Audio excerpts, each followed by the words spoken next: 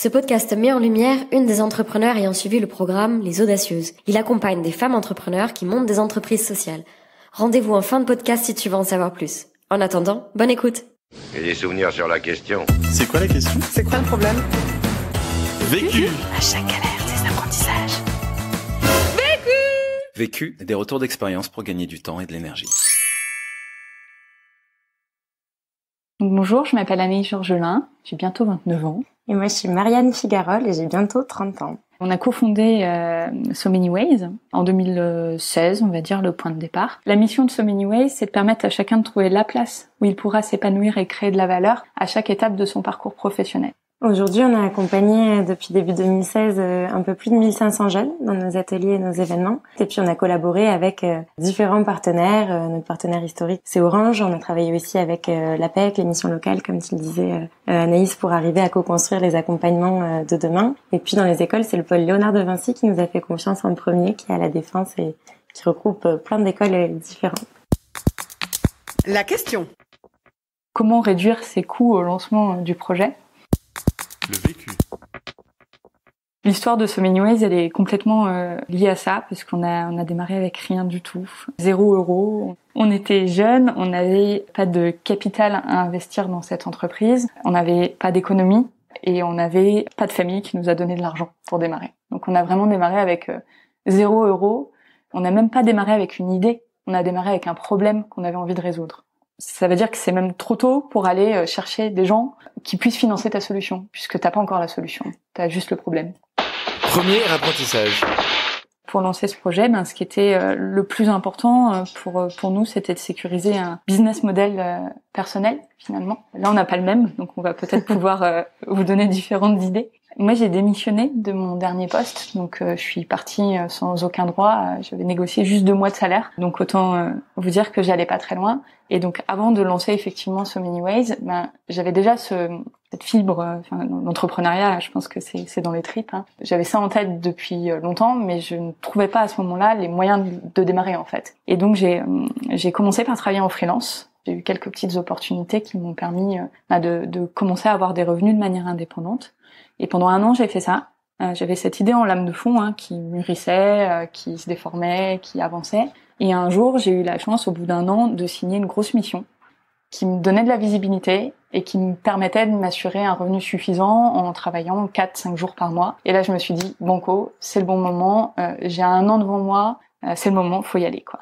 Moi, j'ai négocié une rupture conventionnelle avec mon ancienne association pour avoir un peu de visibilité. Mais en l'occurrence, il faut savoir que quand on crée une association et non pas une entreprise, c'est pas un statut d'entrepreneuriat reconnu par Pôle emploi. Donc je suis pas aujourd'hui un chômeur entrepreneur, je suis pas reconnue comme tel. Et du coup, je suis toujours dans des questionnements sur quand c'est que j'ai droit à mes aides, quand c'est que j'ai pas droit. Et moi, je suis dans une situation où ça m'a usé un petit peu au bout d'un moment de pas avoir de visibilité, donc j'ai essayé de compléter avec du freelance à côté. Les missions, en l'occurrence, que j'ai pu faire m'ont demandé plus d'énergie que ce que j'étais prête à y mettre en portant le projet. Là, j'essaye un autre type de mission. Enfin voilà, moi je suis pas j'avais pas beaucoup de visibilité jusqu'à cet été, puisque là c'est So Many Ways qui me prend en charge désormais. Mais oui, moi ça a été une vraie question et j'irai sur ça. Enfin moi ce que je compléterais, c'est Anis qui m'a toujours dit ça, mais que je trouve assez juste, et aussi le rapport qu'on entretient à ça. Moi, il y a des moments où ça m'a énormément stressée,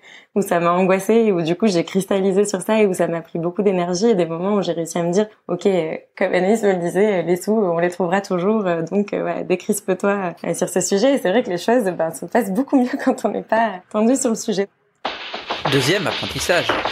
La deuxième chose qu'on avait envie de partager sur comment commencer avec rien, c'est d'expérimenter rapidement, en fait, de commencer petit, de pas fantasmer un immense projet, dispositif avec toute la complexité, toutes les finitions qu'on aimerait y voir, mais plutôt de se dire comment on est ultra pragmatique et comment pour être sûr de bien comprendre, d'être bien au bon endroit entre les besoins et les compétences qu'on peut mettre en face, comment on va directement expérimenter, essayer. Nous, c'est ce qu'on a fait. On a lancé 2 choses en même temps. On avait des dispositifs et des formations beaucoup plus grandes en tête, mais on s'est dit comment on met la première marche, en fait, comment on fait le premier pas. Et pour ça, on a été assez pratico-pratique. On a d'un côté lancé un appel sur les réseaux sociaux qui disait hey, tu es jeune, tu es en plein questionnement professionnel et tu sens que tu aurais besoin d'accompagnement mais tu sais pas de quoi. Viens nous voir. Contacte-nous, il fallait remplir un formulaire. Et on a déjà été hyper impressionnés. On a, en quelques jours, une quarantaine de personnes qui l'ont rempli. Et on a commencé à appeler ces personnes, à passer. On avait 5 questions à leur poser et à essayer de bien comprendre quel était leur point de douleur, quel était leur parcours jusque-là, qu'est-ce qui faisait qu'ils se posaient des questions, qu'ils rencontraient pas de dispositif qui répondait à ça. Et on a collecté énormément de matière et très vite, au bout de quelques appels, on s'est rendu compte qu'on avait un peu fait le tour, qu'on commençait à entendre un peu les mêmes réponses et qu'il était temps d'aller dans l'action et puis d'aller voir plus loin. En parallèle de ça, on a aussi lancé un premier point de contact avec nos utilisateurs, nos clients, nos bénéficiaires. On les appelle comme on veut. En tout cas, on a créé une opportunité de se rencontrer. Nous, ça a pris la forme d'un événement. Et à cet événement, juste avec un peu de communication sur les réseaux sociaux, on a eu 100 personnes. Et là, on s'est dit, ouais, on adresse vraiment un vrai problème, en fait. C'est un vrai sujet, ouais. Et à partir de ça, des échanges qualitatifs qu'on a eu avec les gens, de ces points de rencontre, on a démarré. Voilà. Et plutôt que de démarrer très gros, là c'est pareil, on a pris 6 potes qui avaient des questions, qui en soirée nous disaient oh là là, je sais plus quoi faire. On leur a dit c'est très bien. Écoute, tu vas nous donner un peu de temps. C'est pas du tout toi qui as besoin d'accompagnement, c'est plutôt nous qui avons besoin de ton aide. Et on a réussi à mobiliser les 6 premières personnes. Et on les a mobilisées sur 3 jours en se disant voilà, on teste, on prototype. On avait plein d'intuitions, plein de méthodes. On sentait que le collectif ça nous parlait pas mal. On avait envie de valider ça et on se disait comment on peut leur permettre de sortir le plus rapidement possible les questions qu'ils ont, d'identifier leurs besoins et de se mettre en route pour avancer. Et on s'est rendu compte que les gens étaient assez réceptifs, donc très vite on a enclenché parmi toutes les personnes qui avaient rempli notre appel à témoignage, on a envoyé un mail et on a constitué un premier groupe de personnes qu'on connaissait pas, qu'on a remobilisé sur 3 jours. Et au fur et à mesure, comme ça, on a tâtonné, on changeait un petit truc dans notre méthode par-ci, un petit truc par-là. On a changé la composition des groupes qui venaient. On a fait les petits chimistes un peu pendant quelques mois et on a vraiment brandé ça. Les gens qui venaient s'impliquer dans cette démarche où on leur expliquait que c'était de la co-construction en fait, qu'ils allaient aussi contribuer à nous driver sur le projet, à nous aider à améliorer nos méthodes, à comprendre ce qui marchait pas. Et on a créé des relations qu'on a encore avec ces personnes aujourd'hui assez fortes et qui nous a vraiment permis d'avancer hyper vite et dans l'action, dans le concret et de toucher directement du doigt et sans budget puisque c'est notre temps qu'on investissait et comme on le disait tout à l'heure, on avait sécurisé nos revenus autrement. Donc on a vraiment fait au plus simple pour arriver à créer nos propres méthodes en fait et à comprendre tous les problèmes et à mettre le doigt et le curseur au bon endroit. Finalement, c'est un peu l'inverse, d'écrire une très belle offre pour accompagner les jeunes qui ont besoin de rebondir ou de réinventer leur parcours professionnel. C'est de les inviter en leur disant vous posez les mêmes questions que nous, co-construisons les méthodes. Et ce qu'il y a d'intéressant dans tout ça, c'est qu'en fait, en étant en mouvement, en étant en action, en faisant des petits pas, on acquiert la légitimité qu'on recherche en fait au moment où on lance une offre. Donc en fait, plutôt que de lancer une offre à tout le monde, on la construit avec nos bénéficiaires, nos utilisateurs, nos clients. Et d'un coup, on se rend compte que en fait, ça fait déjà quasiment 1 an qu'on fait ça, qu'on a déjà accompagné plus de 100, 200 personnes qui sont satisfaits, qui continuent de parler de nous. Et sans s'en rendre compte, en fait, on a démarré. 3e apprentissage. Cette logique, on l'a eu en plus de manière hyper partenariale. À la fois, comme on le disait, avec les jeunes qui sont venus vers nous parce que le deal c'était ok, on n'a pas une offre, on n'a pas un prix fixe, mais justement tu vas pouvoir donner à hauteur de tes moyens, de ce que tu penses que ça vaut et ça va nous donner plein d'infos, mais aussi on va te mobiliser pour que tu nous fasses remonter tes feedbacks, que tu nous aides à construire ça. Donc on avait une offre partenariale avec eux, mais aussi, et ça c'est une spécificité vraiment de notre secteur, c'est que c'est un secteur qui fonctionne énormément par réseau et par partenariat et on a pu soit en dealant des compétences, soit juste en parlant de notre projet, accéder à des lieux, du matériel, à plein de choses gratuitement en fait. Faut pas se laisser bloquer pour moi. Il y a toujours des solutions en fait. C'est vraiment en se mettant en recherche de solutions permanentes. On n'a pas de sous pour payer le pot, c'est pas grave, on demande à chacun d'amener quelque chose. On n'a pas de lieu.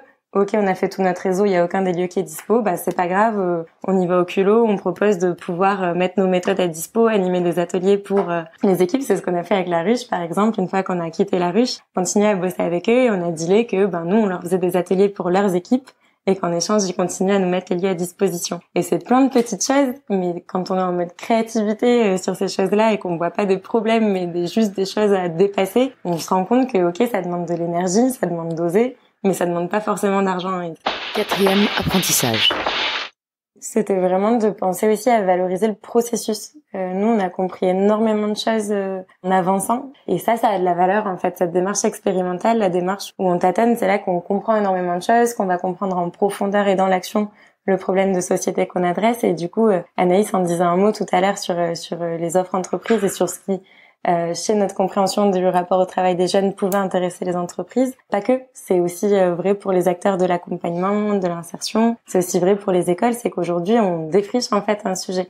Il y a beaucoup de choses très marketées sur la génération Y et les aspirations, tous du sens, tous de la flexibilité, qui sont en fait purement des stéréotypes médiatiques. Et on s'est rendu compte en comprenant la chose que ça nous a passionnés nous, et que c'était des questions que plein de gens se posaient aujourd'hui, et que du coup, dans toute notre démarche, c'était pas le prototype qu'il faut cacher parce que c'est pas fini. Au contraire, c'est vraiment bien cette démarche de compréhension, d'action, d'essayer de mettre des couches successives, de créer des méthodes qui sont du coup pertinentes et qui sont construites à partir du terrain, qui sont faites pour et avec des jeunes. Ça avait aussi de la valeur. Et c'est vraiment toute cette dimension de laboratoire qui fait encore partie de notre projet aujourd'hui et qu'on a envie de conserver, qui est hyper essentielle et qui a permis de débloquer les choses et de donner une cohérence à aussi notre travail avec les entreprises et aussi la création d'un secteur lucratif. Cet été, après 1 an et demi d'expérimentation, on a produit un livre blanc qui partage nos résultats et nos analyses aussi, au-delà de ça, et qui se traduit derrière en une certaine vision de comment peuvent s'adapter les entreprises pour répondre à ces nouvelles attentes, ces nouvelles aspirations des jeunes. Et ce contenu, en fait, la valeur, c'est un très bon outil commercial. Je vous le conseille, vous qui nous écoutez, d'écrire ce qu'on a dans les tripes aussi. C'est avant tout une vision, et puis derrière, c'est des résultats de plusieurs mois de recherche-action, comme on disait, d'expérimentation, qui crée de la connaissance, et cette connaissance, elle intéresse différents acteurs. Par exemple, on avait rencontré AXA, avec qui on était en discussion, et puis dans la stratégie de diffusion du livre blanc, on leur a envoyé. Et c'est ça qui a permis de conclure le deal, finalement. Elle a dit, oui, j'ai lu. Ça nous avait intéressé notre premier rendez-vous, et à lecture de votre contenu, j'ai envie qu'on se revoie. Donc ça a accéléré. Et après, ça a aussi provoqué des appels entrants. C'est encore tôt pour dire des bonnes nouvelles, mais bon, on a plein de choses qui sont en cours. On va être un petit peu superstitieux, on va pas le dire pour pas nous porter la poisse, mais on a eu plusieurs appels entrants. Et ce moment aussi où dans un projet, tu passes de l'appel sortant et de la quête du client à des appels entrants, ça veut pas dire qu'ils convertissent tous, mais ça veut dire que tu as un autre moment du projet. Ça veut dire que tu peux commencer à packager tes offres. Conseil pour gagner du temps. Ce qui me fait gagner du temps, c'est de passer beaucoup de temps à m'organiser. Je suis une obsessionnelle de la to-do. Conseil pour gagner de l'énergie. Moi, ce qui me fait gagner de l'énergie, c'est en fait aller boire des coups avec mes potes. Non, sérieusement, de prendre des temps de break, en fait, d'arriver à se dire que que dans l'absolu, tout peut toujours attendre, quoi, de sortir des logiques d'urgence permanentes. Sinon on y est jusqu'au cou, et de vraiment se dire c'est ok. L'autre question. Parmi les questions que nous nous posons en ce moment, il y a celle du changement d'échelle. Comment on fait pour, maintenant qu'on a identifié des choses qui fonctionnent, les diffuser le plus largement possible? Vu, Vécu. vaincu. Pour plus de vécu, clique vécu.org. Voilà, ça répond à votre question. Vécu. Buy ticket for change. Ce podcast a été réalisé avec les Audacieuses. Sais-tu qu'en France, seuls 30% des entreprises nouvellement créées le sont par des femmes, y compris dans l'entrepreneuriat social? Le programme d'accompagnement Les Audacieuses s'est donné l'ambition de faire augmenter ce chiffre en se consacrant à la réussite de projets portés par des femmes. Nous avons souhaité mettre en lumière leur vécu. Pour en savoir plus sur Les Audacieuses, clique sur le lien dans la description. Merci à elles pour leur confiance et la qualité de leurs conseils.